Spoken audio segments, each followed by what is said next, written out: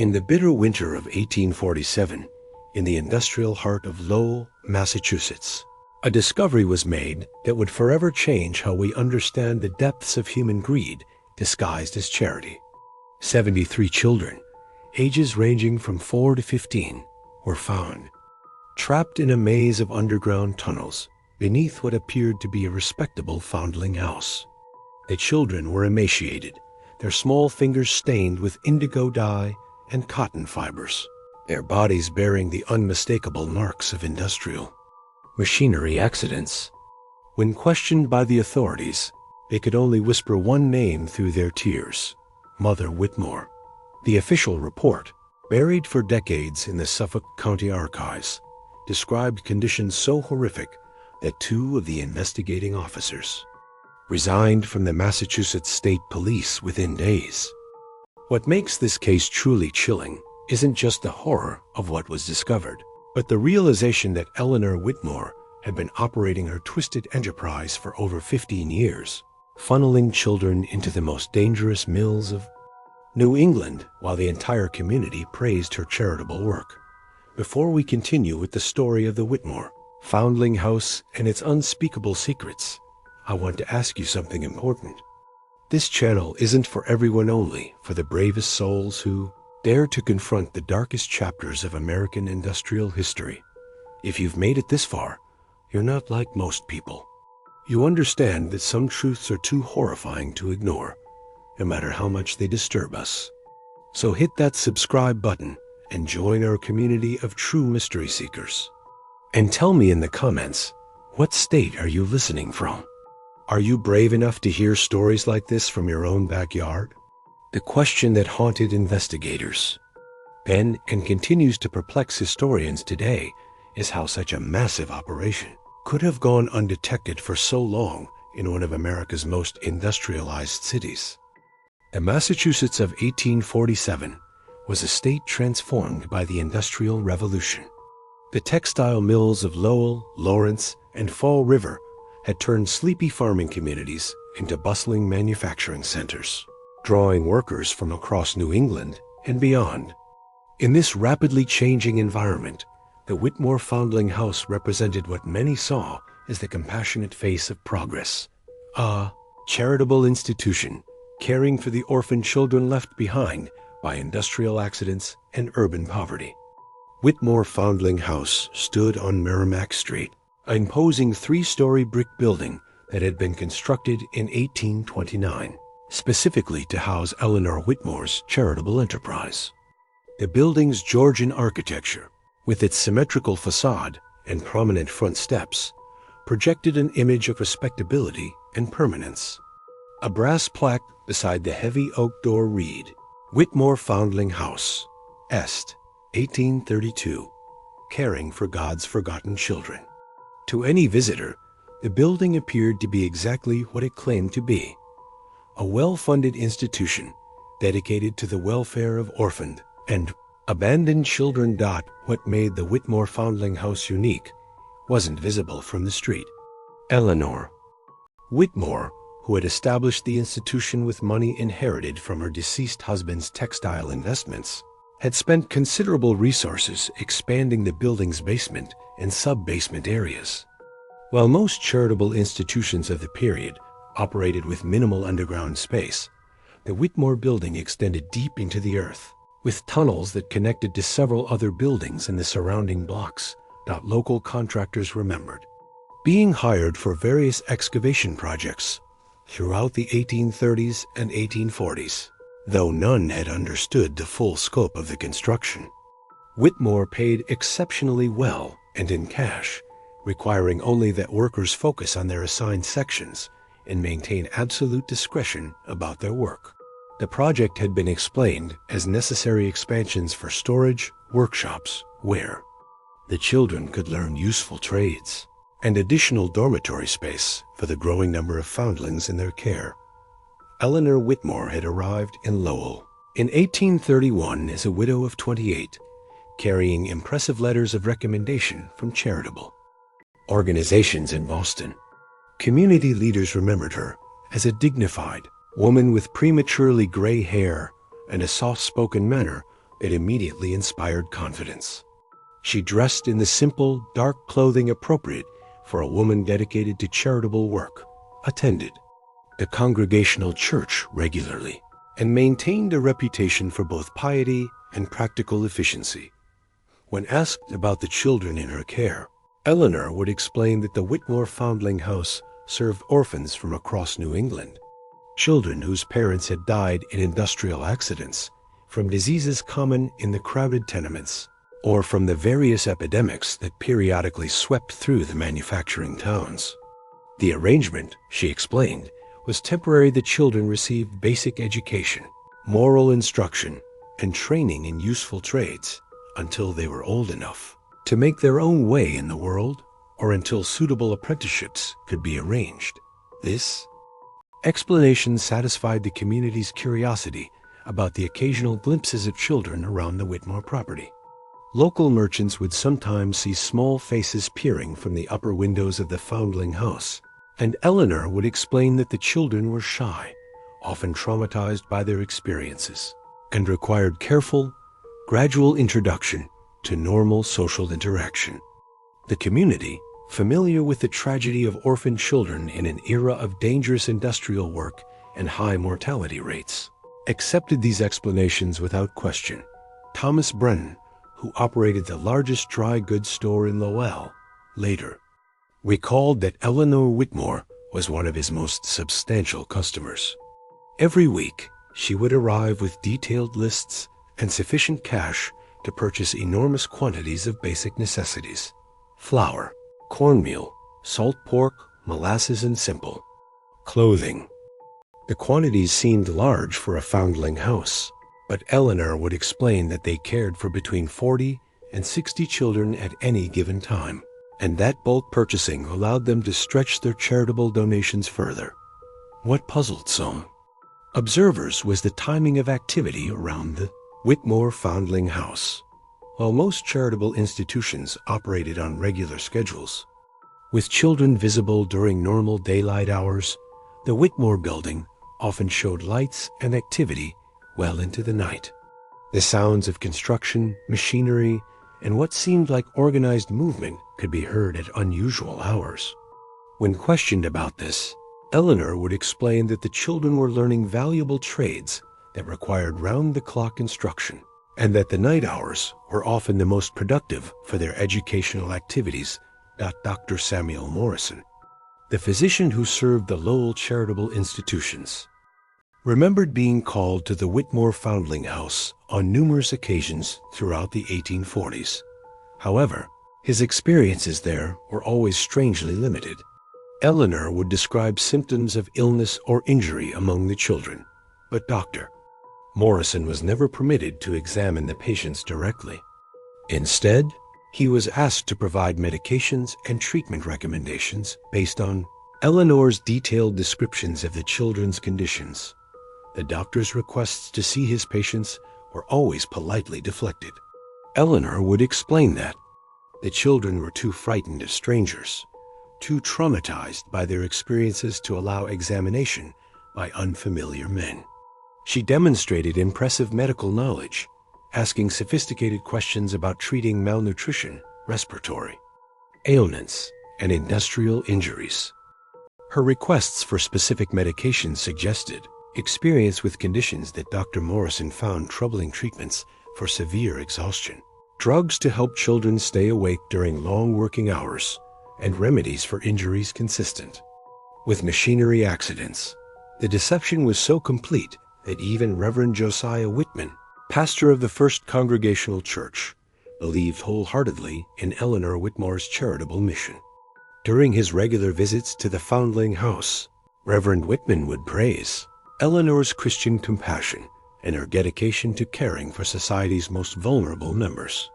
He offered to help find apprenticeships and permanent homes for the children, but Eleanor would always explain that she maintained extensive correspondence with potential employers throughout New England who were specifically interested in providing opportunities for Foundling House graduates. What none of the community members realized was that Eleanor Whitmore had been perfecting her deception for over 15 years. The children were not temporary residents awaiting placement with loving families or honest employers. They were prisoners, systematically funneled into the most dangerous and exploitative jobs in New England's industrial economy. The Foundling House served as a distribution center for child labor, supplying mill owners with workers who had no families to protect them, no legal rights to defend them, and no hope of escape. The discovery that would expose Eleanor Whitmore's horrific operation began with a series of seemingly unrelated incidents in the early months of 1847. January had been particularly harsh, with temperatures dropping well below freezing and snow accumulating to unprecedented depths. The brutal cold that gripped Massachusetts that winter would prove to be both a blessing and a curse for the 73 children trapped beneath the Whitmore Foundling House. On January 18, 1847, a mill foreman named Patrick O'Sullivan was making his way home from the boot cotton mills when he witnessed something that would haunt him for the rest of his life. As he passed the Whitmore Foundling House, he saw a line of small figures being led through the snow from the building toward a covered wagon. The children moved slowly, as if exhausted, and several appeared to be limping or supporting each other. What struck O'Sullivan most forcefully was their silence. No normal chatter or conversation, just the sound of their feet crunching through the snow. When O'Sullivan called out a friendly greeting, the line of children stopped immediately. A woman he recognized as Eleanor Whitmore emerged from the shadows and approached him with obvious agitation. She explained that the children were being taken to their night employment at one of the mills, that they were tired from their studies, and that strangers made them nervous. The explanation seemed reasonable, but something about the children's demeanor troubled O'Sullivan. They stood perfectly still, their eyes downcast, showing none of the natural curiosity or restlessness he would expect from young people. The second incident occurred 3 weeks later, on February 8th. Margaret Kelly, a seamstress who worked in one of the smaller textile mills, was walking to her early morning shift when she heard sounds that made her blood run cold. From somewhere beneath the Whitmore Foundling House came the unmistakable sound of children crying, not the ordinary tears of youngsters, but desperate, exhausted sobbing that spoke of prolonged suffering. Margaret crept closer to investigate, hiding behind a delivery wagon parked near the building. For nearly 30 minutes, she listened to sounds that seemed to come from deep underground. Children's voices, the clatter of machinery, and what sounded like adult voices giving sharp commands. At one point, she heard a child scream in what was clearly pain or terror, followed by the sound of someone being struck, and then silence. When Margaret reported what she had heard to her supervisor at the mill, she was told to mind her own business and focus on her work. The mill owners, she was reminded, supported the Whitmore Foundling House financially and had great respect for Eleanor Whitmore's charitable activities. Spreading rumors about respected community institutions was not only inappropriate, but potentially dangerous to her employment. The final incident that would trigger the investigation occurred on February 22nd. James Murphy, a maintenance worker at the Merrimack Manufacturing Company, was conducting routine repairs on a steam pipe that ran beneath Merrimack Street when he discovered something that would change everything. The pipe ran directly under the Whitmore Foundling House, and Murphy could hear voices and activity from chambers that seemed to extend far beyond the building's visible foundation. More disturbing, Murphy found a section of the tunnel where the masonry was newer and poorly constructed. When he examined the area more closely, he discovered what appeared to be a concealed entrance to a passage that led toward the Foundling House. The entrance was secured with a heavy iron grate, but through the bars, Murphy could see a narrow tunnel that disappeared into darkness. As Murphy listened, he heard sounds that convinced him something was seriously wrong. Children's voices, machinery noise, and what sounded like organized industrial activity were coming from somewhere beneath the Foundling House. The sounds were consistent with a textile mill in operation, but Murphy knew of no legitimate manufacturing facility at that location. When Murphy reported his discovery to his supervisor, the response was immediate and serious.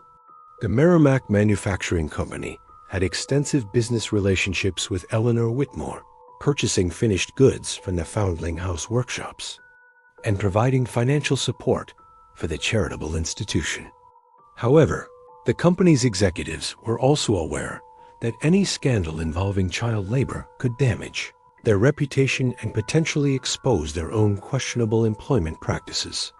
Rather than dismissing Murphy's report, the company executives decided to conduct their own quiet investigation. They contacted Sheriff William Harrison, explaining that they had received reports of unusual activity beneath the Whitmore Foundling House that might indicate safety violations or unauthorized construction. The company's involvement gave the investigation official weight and resources that individual complaints might not have generated. Sheriff Harrison, a veteran law enforcement officer who had served Suffolk County for over 20 years, initially approached the case as a routine investigation of possible building code violations. However, his first visit to the Whitmore Foundling House on March 3, 1847, immediately raised serious concerns. Eleanor Whitmore's reaction to his arrival was far from the cooperative response he would expect from a legitimate charitable institution. Eleanor met Sheriff Harrison at the front door, her manner nervous and evasive.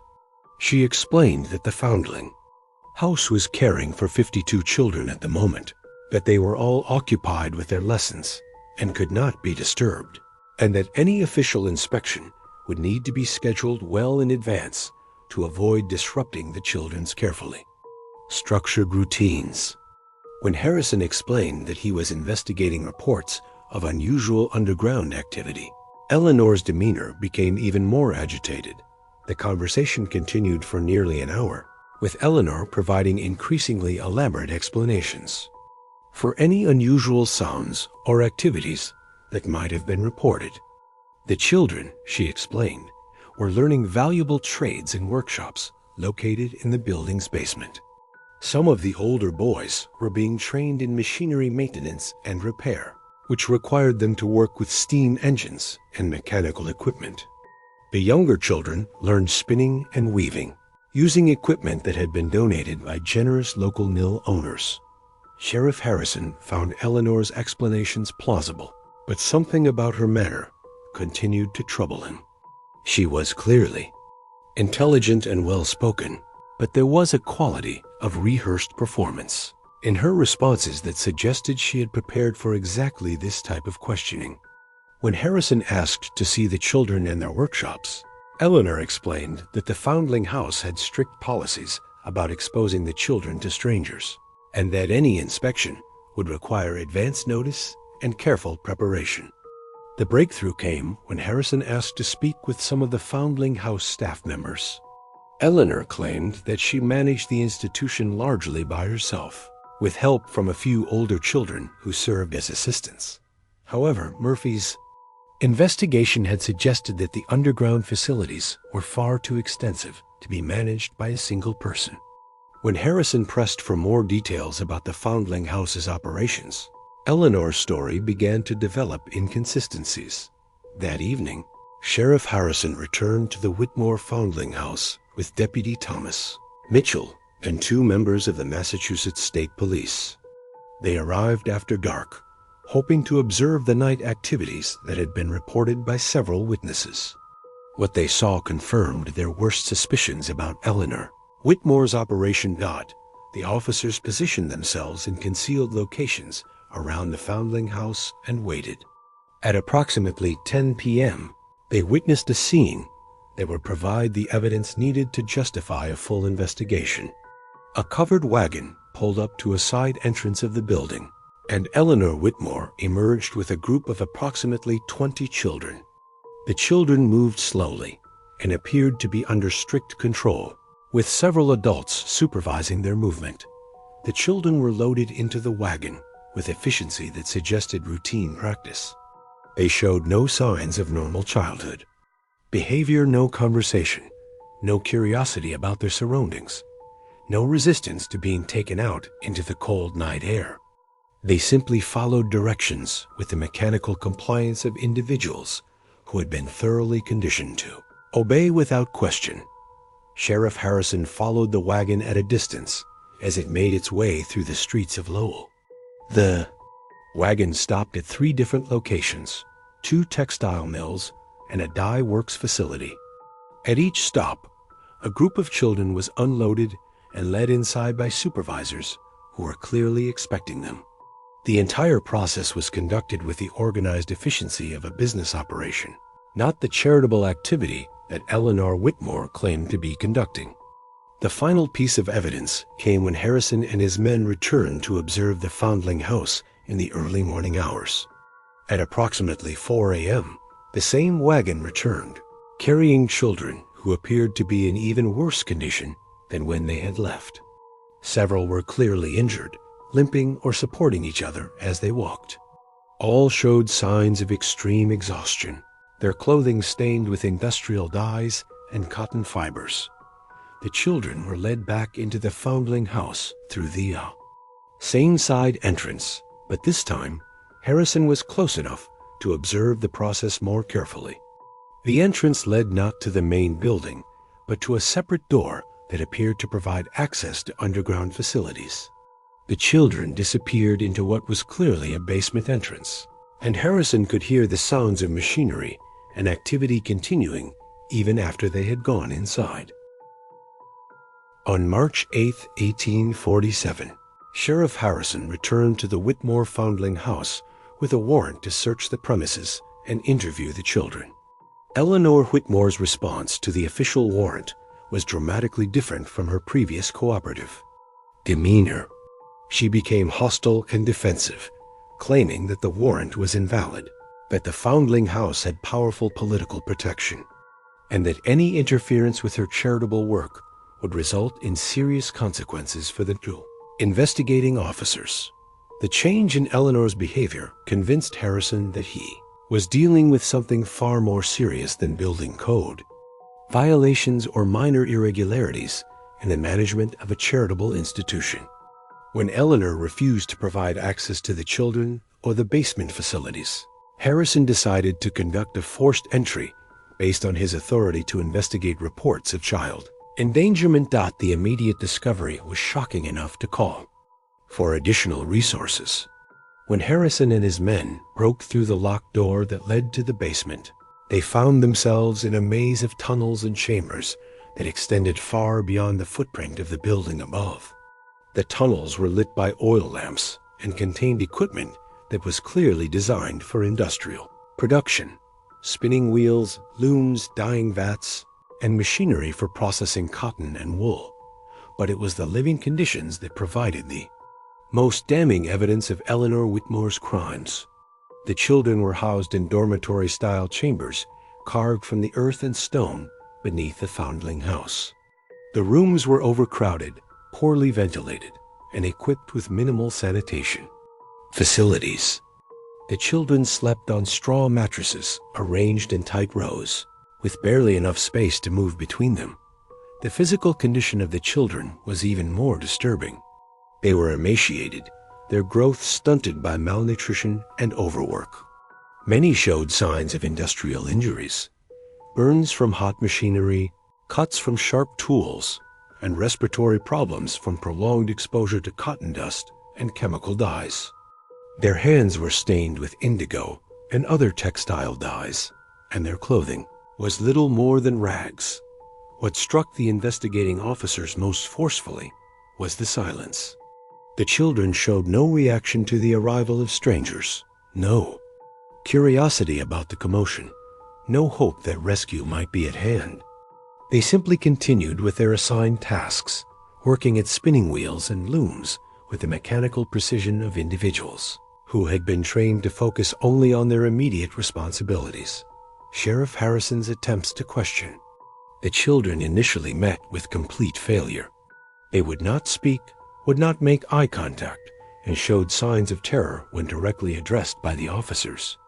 It gradually became clear that the children had been conditioned to fear any contact with outsiders and to expect severe punishment for any deviation from their assigned routines. The breakthrough came when Deputy Mitchell discovered a group of younger children, ages 4 to 8, who had been isolated in a separate chamber. These children, while clearly malnourished and frightened, retained enough natural curiosity to respond to gentle questioning. Through patient work, Mitchell was able to learn that the children had been living in the underground facility for months or years, that they worked in textile mills during the night hours, and that they were forbidden from speaking to anyone outside the Foundling House operation. The youngest children provided the most damning testimony. They described a routine that began before dawn and continued well into the night. They were awakened at 3 a.m. and given a minimal breakfast of cornmeal and water. They were then loaded into wagons and taken to various mills around Lowell, where they worked until late evening. The work was dangerous and exhausting, involving machinery that was clearly designed for adult operators. Injuries were common, and sick children were expected to continue working unless they were completely incapacitated. The children described a system of punishments that was designed to maintain absolute control over their behavior. Those who worked slowly complained about conditions or showed any signs of rebellion were subjected to beatings, confinement in isolation chambers, and reduction in their already minimal food rations.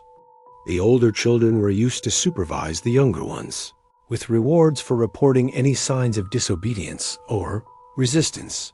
Most chilling was the children's description of what happened to those who became too sick or injured to work effectively.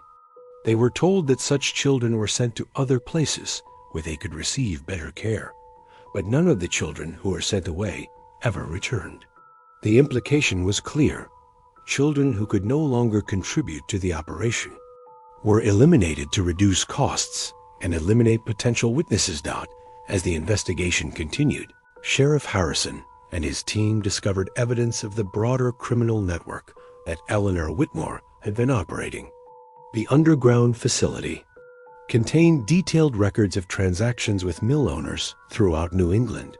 The records showed that Eleanor had been selling child labor to dozens of textile mills, dyeing facilities, and other industrial operations, providing workers who could be employed under conditions that would be unacceptable for adult workers. Financial records revealed the scope of Eleanor's operation. She had been charging mill owners between $2 and $5 per child per week, depending on the age and skills of the worker. With 60 to 80 children in her operation at any given time, she was generating between $120 and $400 per week, a fortune for the time period. The total profits over 15 years exceeded $50,000, equivalent to over $1 million in modern currency. The records also revealed Eleanor's methods for acquiring victims. She had developed relationships with corrupt officials at orphanages, poorhouses, and municipal institutions throughout New England.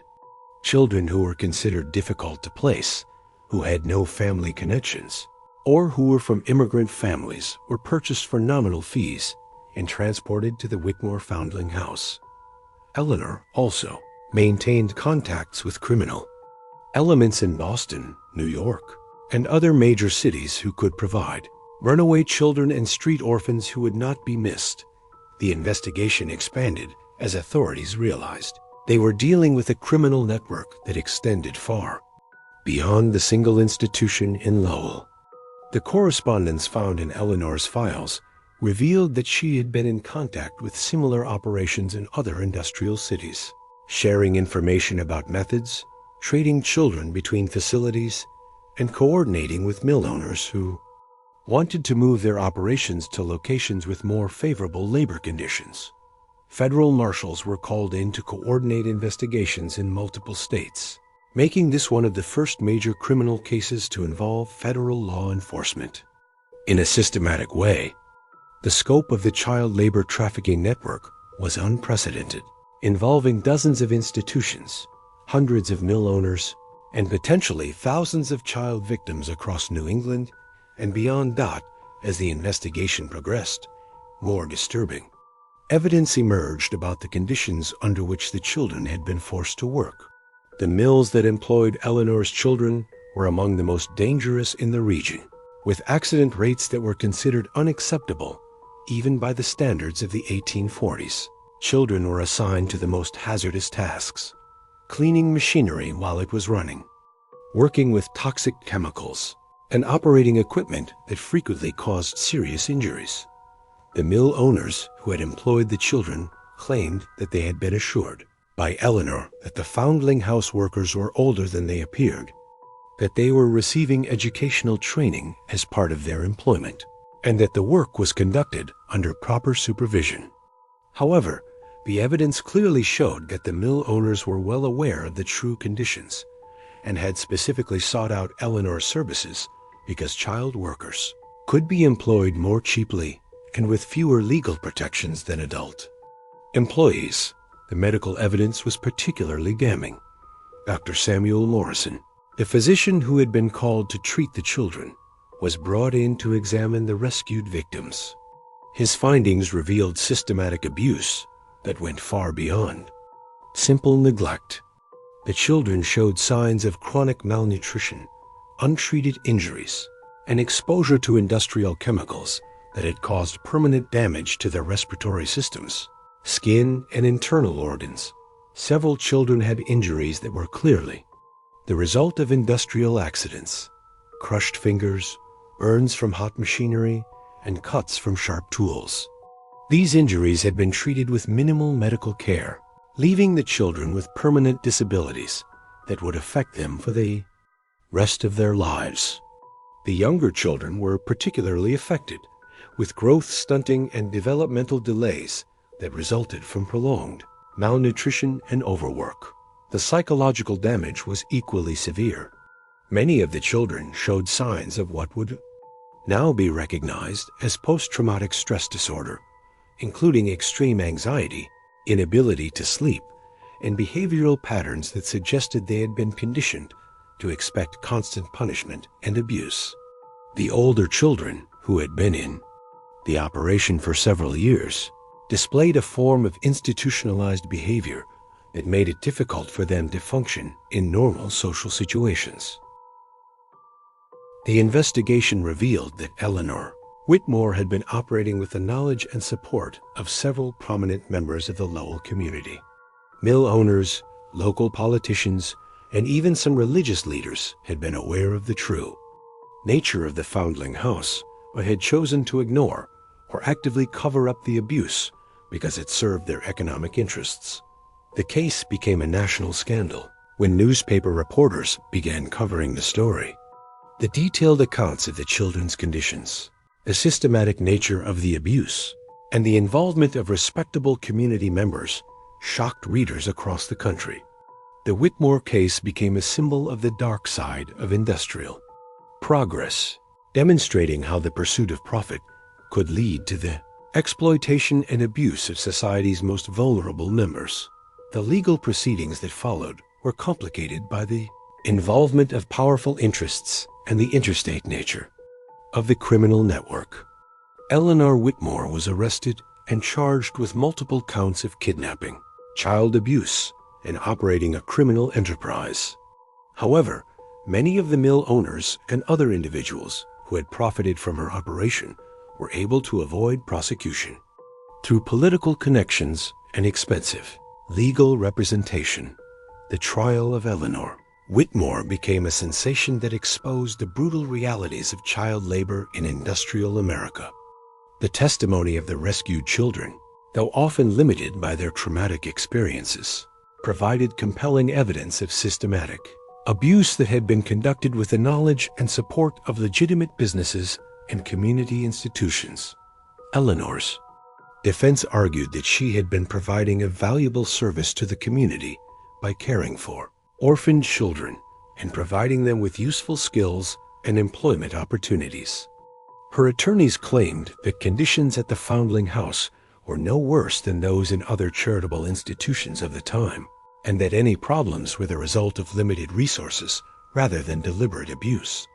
The prosecution, led by District Attorney Charles Sumner, presented evidence that systematically demolished Eleanor's claims of charitable intent. The detailed financial records, the testimony of the children, and the physical evidence of the underground facilities clearly demonstrated that the Foundling House had been operated as a criminal enterprise designed to exploit child labor for maximum profit. The most damning evidence came from the testimony of mill supervisors who had directly observed the conditions under which the children worked. Several supervisors testified that they had been specifically instructed to work the Foundling House children harder than regular employees, that they had been told the children were disposable and could be replaced if they became injured or sick, and that they had been paid bonuses for maximizing the productivity of child workers. The trial also revealed the extent of the corruption that had made Eleanor's operation possible. Several local officials testified that they had been paid to overlook irregularities in the Foundling House's operations, to suppress complaints about noise and unusual activity, and to ensure that official inspections were conducted in a superficial manner that would not reveal the true nature of the institution. Eleanor Whitmore was convicted on multiple charges and sentenced to life imprisonment. However, she died in prison less than 2 years later, reportedly from a heart attack, though some suspected she had been poisoned by associates who feared she might reveal additional information about the broader criminal network. The mill owners who had employed the children faced a variety of charges, but most were able to avoid serious consequences through legal maneuvering and political influence. Several paid substantial fines and were forced to improve working conditions in their facilities, but none served significant prison time. The disparity between Eleanor's punishment and the treatment of her collaborators became a source of public outrage and contributed to growing demands for reform in the industrial system. The 73 children rescued from the Whitmore Foundling House faced a difficult path to recovery. Most had been held for years and had little memory of life before their captivity. Many required extensive medical treatment for malnutrition, industrial injuries, and other health problems resulting from their prolonged abuse. The psychological trauma was even more challenging to address, as there were few resources available for treating severely traumatized children in the 1840s. Some of the children were eventually reunited with surviving family members, but many had no families to return to or came from families that were too poor to care for them adequately. A few were placed with charitable families who were willing to provide long-term care, but others ended up in other institutions that, while better than the Whitmore operation, were still inadequate for addressing their complex needs. The case led to significant reforms in child welfare and labor laws. Massachusetts passed some of the first comprehensive child labor legislation in American history, establishing minimum age requirements for industrial employment and mandating inspections of facilities that employed children. Other states quickly followed with similar legislation, creating the foundation for modern child protection laws. The federal government also responded with new regulations, addressing interstate trafficking and the exploitation of vulnerable populations. The Whitmore case had demonstrated the need for federal oversight of criminal activities that cross state boundaries, leading to expanded authority for federal marshals and the development of new investigative techniques for complex criminal enterprises. Perhaps most importantly, the case changed public awareness about the realities of industrial child labor. The romantic notion of charitable institutions providing useful training for orphaned children was replaced by a more realistic understanding of the potential for exploitation and abuse. The phrase "another Whitmore case" entered common usage as a warning about the need for vigilant oversight of institutions that claim to serve vulnerable populations. The Whitmore Foundling House building was demolished in 1849, and the site was converted into a public park that served as a memorial to the victims of industrial exploitation. The underground tunnels were sealed with concrete, but the site continued to serve as a reminder of the dark chapter in American industrial history. Eleanor Whitmore's personal story remained largely mysterious. Investigation revealed that she had been born Eleanor Blackwood in Pennsylvania, had been married to a textile mill owner who died in an industrial accident, and had used her inheritance to establish the Foundling House operation. Her motivation appeared to be primarily financial, though some evidence suggested she may have been involved in similar activities before moving to Lowell. The case also exposed the broader system of child exploitation that had developed alongside American industrialization. The Whitmore operation was just one example of how the demand for cheap labor had created opportunities for systematic abuse of vulnerable populations. The investigation revealed that similar operations existed in other industrial cities, suggesting that the problem was far more widespread than initially believed. The legacy of the Whitmore case extended far beyond the immediate legal and social reforms it inspired. The detailed documentation of the investigation, including the correspondence, financial records, and testimony, became an invaluable resource for understanding the history of child labor and exploitation in America. Historians, social reformers, and labor activists would study the case for generations, using it to understand how systematic exploitation could flourish in apparently respectable communities. The case also highlighted the importance of community vigilance in protecting vulnerable populations.